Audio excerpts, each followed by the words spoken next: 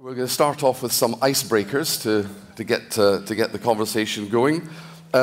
Martin, what's your favorite news site or magazine? Pretty much none. But digitally, I would say the Free Press by Barry Weiss.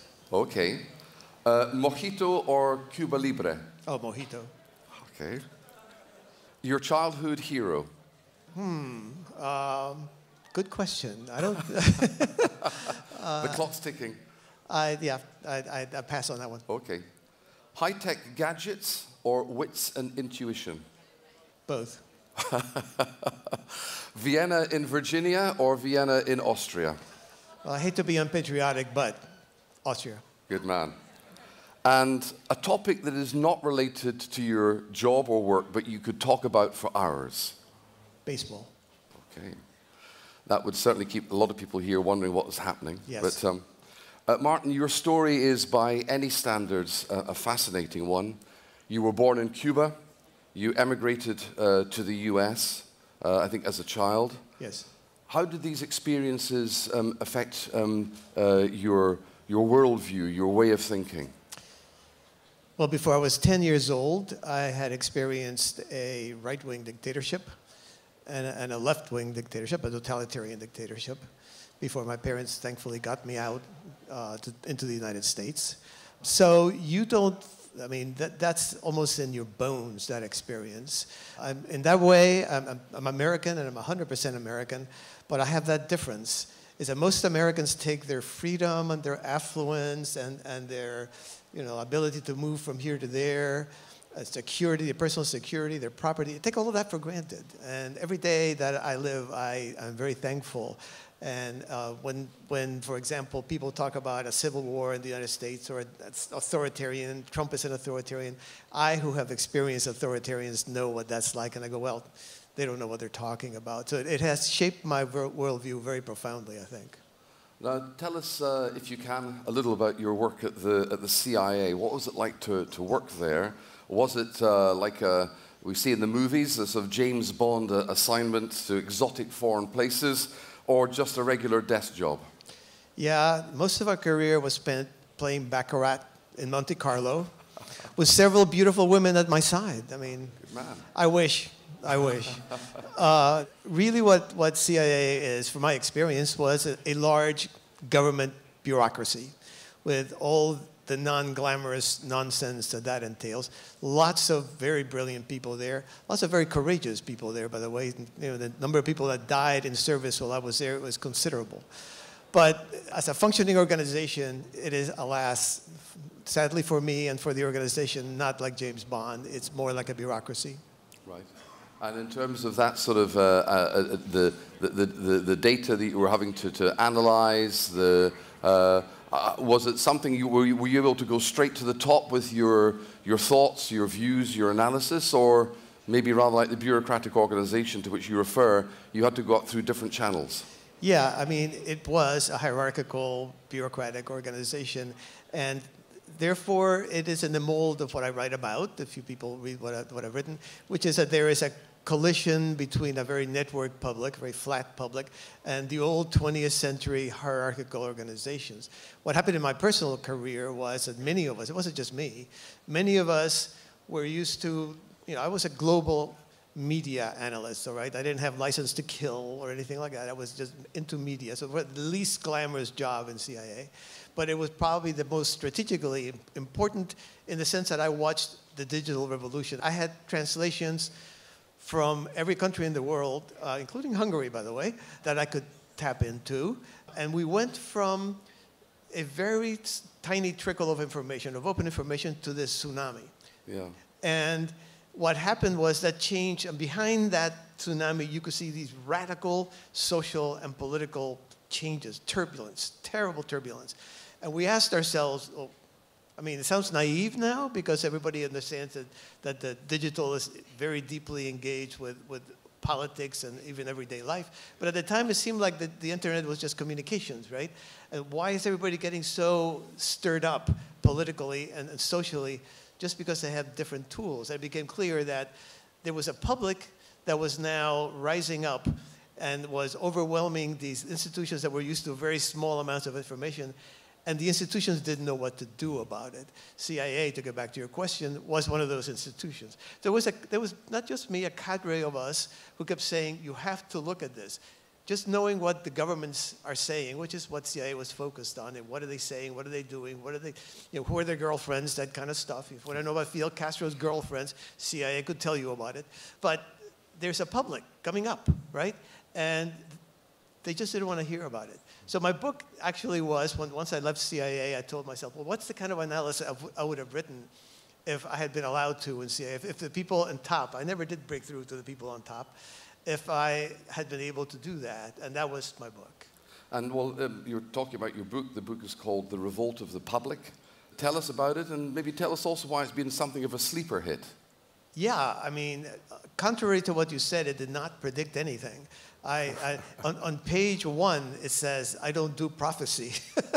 But it is, because among other things, the present, understanding the present is really, really hard. Understanding the future, forget it, it's impossible, right?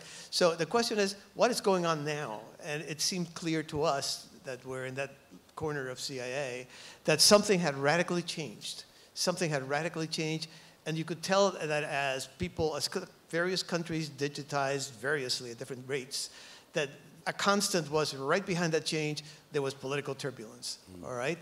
So the book was trying to ask why. What was it that made this happen? And what I realized, talking to many other people, I mean, I don't want to take total credit for this, was that there was a radical change in the way information was erupting from below, both in the volume of information. The book has a chart that shows you, it really is, if you look at a chart of the volume of information starting, like the year 2001, doubled all the information in all previous history going back to the cave paintings, all right? The year 2002 doubled 2001. You look at that chart and it goes like this. Yeah. It is a tsunami, all right? And the institutions we have today are not built for that. And the fact that the public is now, owns the strategic heights of the information landscape is something we're going to have to get around somehow and figure out how to deal with. Because every institution of modern life, including those of democracy, is in crisis. And in terms of, you talk about the access to information that the public has got, why is the public revolting, if you like? Yeah, that's a funny joke, right? Why is the public revolting? Yeah. That's a good question. I think it's because, number one, the media prepared us for that. The media is like if you look at it, particularly the American media in the last part of the 20th century was very oppositional and very cynical. But I think mostly what it is in the old days, like John F. Kennedy could come and talk to us and say whatever he said, and we accepted it, and he looked good, and he managed and controlled that information. And he led a very extraordinary private life, apparently, okay? He was a crazy womanizer, all right? So if he were around today, the fact that he was a magnificently eloquent speaker, that he said, eternal words, that he understood politics, that he understood democracy, none of that would be important. All we would talk about would be he's running around on his wife, all right? And some version of that has happened to every elite and every institution. Every time they're wrong, we know it. And in fact, it goes viral. Every time they are fraudulent or do something that they shouldn't be doing, we know it, and it goes viral. They are used to being in the 20th century. Nobody would know it. The elites still live in the 20th century. It's 2023, and they haven't figured out that they better live as if their entire lives are on camera, because that's essentially what it is. They live as if they're still protected, and they're not. So the cynicism and the anger and the revolt comes from the sense that these people tell us that they know, but look, they've been mistaken so many times. Like the pandemic was a good example of that. They tell us that they're good and they're virtuous, they have a higher morality on their side, but their private lives are a mess, And so on and so on. They are naked. The emperor is naked. They're telling us, no, look at the magnificent clothes. And we're seeing it's naked. He's naked. I mean, so right now, it's a naked emperor syndrome. And until we get past that, I don't think we're going to be able to have the kind of confidence we had in our governments, even democratic governments, in a digital era. So you talk about getting past that. I suppose maybe the first, that leads to a number of questions, maybe the first one of which is, how do institutions respond to this revolt of the public, of the fact that people, all of us here, have got access to huge amounts of information? How do institutions, and if you like, the elites, the political elite or business elite, how should they be responding to this? Yeah, but the way they are responding to it is badly. Yeah. Right? They just want to go back to the 20th century. They are angry that they used to be beloved and respected and admired, and now they're distrusted and despised, and they basically think that if they can control the information, they'll go back to love. If they only understood how great I am, they'll love me, you know? And the only way we can ensure that, yes, they can understand me the way I really am is by controlling the information set. So you have what in the United States is unprecedented, I mean, unprecedented attempts to control digital opinions, right? Essentially, a censorship scheme has been imposed, directed by the federal government, against what is, we have in our Constitution, the First Amendment, which does not allow that, and the judges have thrown it out. But for like a year, for like 4 years, we've had this control. What they should do is, obviously, I mean, the 20th century adapted democracy to the mass world. That is not very democratic. It was very hierarchical, all right? The digital world is chaotic, but it's far more democratic. It's much flatter. Now, there has to be a way to adapt democratic institutions to a flatter world. It's more democratic. We should be allowed, you know, there should be more places where ordinary people can interact with important people, with powerful people. There should be more places where ordinary people get to vote on referendum-style questions. I mean, there are many things that can be done. Flatter is the beginning, and these steep, steep hierarchical organizations that we inherited from the last century, they've got to go. They've got to go. It's got the equivalent of the speed of light. You and I communicate at the speed of light. The governments are in these immobile pyramids. They're not going anywhere, you know? That's got to change. It has to change. But who's going to change them? Well, it's got to be from the top. Yeah. I mean, you need elites. I mean, the human race, you put 3 people in a room and you get a hierarchy, right? I mean, that's been studied and it's known. The question is, some elites have legitimacy. Normally, the word elite would evoke excellence or modeling, somebody who I'd like to model myself on. He's the best, right? And that was kind of like in the old days. Americans always felt the presidents were the most admired people in the country. The elites present the models that the rest of us aspire to, since they are, in some sense, excellent and we are less excellent. Everybody is a race to better ourselves. Everybody is moving onward and upwards, right? Now it's like a race to the bottom almost. So I feel like we need a new elite class. I don't know what, I think my generation, the boomers, have clung to power way too long. You young people out there, kick us out. Kick us out. I mean, we don't understand this world. We have trouble dealing with it because we expected it to be, once you get to a certain level of success, you're protected. But then you need a different mindset, because it's also an awful lot of young people with old heads once they get to the top. You need a different mindset that is more open to criticism, more open to, yeah, I'm not an infallible prophet here. I'm a human being. I'm your president. I'm telling you this because I think this is the best way forward. But it's not like it's infallible. Because then today, if you make a mistake, you have a mistaken policy, and you can tell, as happened with COVID, that it was mistaken, like within a few months, you're wedded to it. You can't back away. The second you back away, you're destroyed politically, right? So you have to create a different model, which is a scientific model, where you try something. If it doesn't work, you try something else until something works. It's not that hard. You have to find an elite class that agrees with that it's not hard. Well, Martin, you talk about, you know, the boomers moving on. What does it say about the United States that the 2 likely candidates for next year's presidential election are people of that era at the older end of that era? What does that say about the United States, the land of opportunity, a country full of tens of millions of young people, full of ideas, that the 2 candidates the country is being offered are likely to be people who will be, in both cases, if elected, over 80? let's wait. I'm not sure. I mean, yes, what you're saying is the high probability scenario. I am not sure either one of those guys is going to make it to the election, right? Okay. So probability-wise, maybe 30% not. Okay, let's wait. But what it says is, it makes me feel like a very young man when I watch our politicians.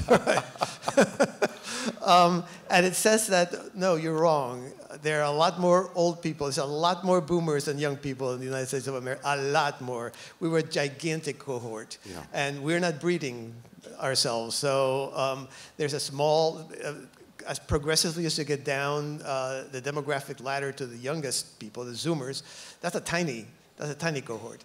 And we outnumber them. And of course, in politics, older people are always more engaged than younger people. So there's a double that sense. But I don't know why. I wish I knew. I wish the young people would rise up and throw us out. Well, let's talk a little bit more maybe about the effects of social media, which is something you've focused on. How does social media turn us against each other? What kind of movements does social media give birth to? Yeah, I'll rephrase that question in this way, that I don't think media changes us. I think we come to media being who we are, and then we're sort of channeled in certain directions. I think social media doesn't really turn us against us. It does the exact opposite. It herds us, right? Mm-hmm. In other words, there is this, if you bought this book, people like you bought this, and I go, oh, hey, all these people like me, right? So social media tends to gather you in a herd of people like me, right? And so then, yeah, when you find people not like me, you go like, well, that's stupid, you know? Mm. There is a sense that this person it's not like me, and therefore I'm not very happy about that. But what the main effect of all those algorithms are not to set us against each other. That's just the political system being imposed on that algorithm. What the algorithm does is herd you, and I think what has happened since social media became prevalent, say after 2010 or so, versus the first decade of the internet, is I always thought the internet was going to be, okay, a free-for-all. Everybody with their own private opinions and every gradation. And the first 10 years really worked kind of like that. And then now, it is the conformity in media today. It's astounding. If you use the wrong word, people start yelling at you from every corner of the media environment. So I think that's social media work. There's a political and ideological aspect of that, but social media very profoundly affects the fact that people like you, they say the same words. You have this little band of people, and everybody else who's not like you should watch out for. They're probably not very good people. Yeah, well, that's the point. Do social media platforms essentially rule societies? I mean, they've got the power to silence you if you're against the, quote, community guidelines, unquote. Yes, and I think that is something that I hope all of you struggle against, you fight against. I think nobody should ever, I get it, we're all human. Human makes mistakes. Humans are interested in having their perspective be the one that triumphs in the end. But that's true not only of the public, it's true of the experts, it's true of the scientists, and it's true of the presidents and the senators and the prime ministers. All of us are human. None of us are beyond that. None of us are Superman. So, Nietzschean Superman. None of us are artist tyrants. So I feel like if all the lies are put along with all the truth will win out. But we need that. If we are being filtered, we have no way of knowing what's being filtered. We're now already dealing with a tainted pool of information.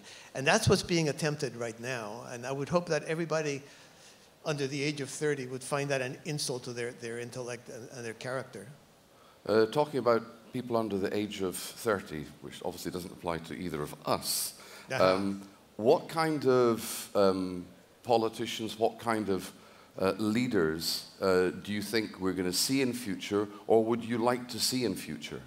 Well, I would like to see the kind of person I described earlier, the kind of person who really brings to politics more of the real scientific method, which as opposed to what gets written about very structured. The scientific method is very unstructured. There's no real method there other than criticism is always involved.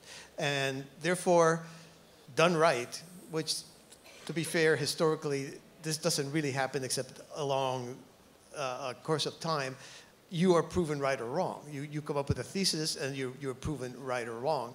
I would love to have politicians, candidates for president, who say, I think this is the way, not I have the way to solve some gigantic social condition like economic inequality, which is not a problem. You say, I'll solve this problem, the inequality problem, which makes it sound like it's a mathematical equation. You can come up with the other end of it, and now it's solved, right? No, it's a social condition that has many, many, many sociological and historical dimensions to it.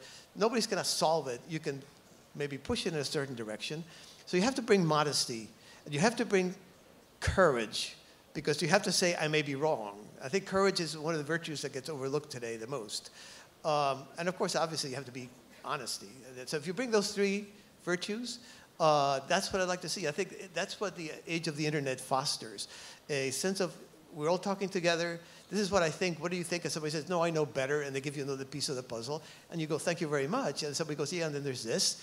And that's going to now be from the president down to the young kid in high school who sometimes knows more than the president about some subject, right? And the hierarchy should not determine who knows. It should be who's right in the long run. That's the scientific method. Given the virtues to which you refer, are you optimistic about the future? Well, I always say that I am I'm a short-term pessimist and a long-term optimist. And from where I am from the United States, coming from outside that country, I have a lot of faith in the ultimate common sense of the American people. Now, they're undergoing a psychotic episode at the moment, okay? but so I'm not being unrealistic, but I think foundationally, the common sense is still there. You see it every day in everyday exchanges. When the subject is not politics, unfortunately, still in the United States, if you're not online, 99% of the conversation is not about politics. Nobody cares. Everybody is very sensible and gets beyond the chaos of social media, the digital, and so forth. Thank you very much to Martin for a fascinating half an hour. I think we could have talked an awful lot longer, but thank you so much indeed. Ladies and gentlemen, thanks to Martin Gurri.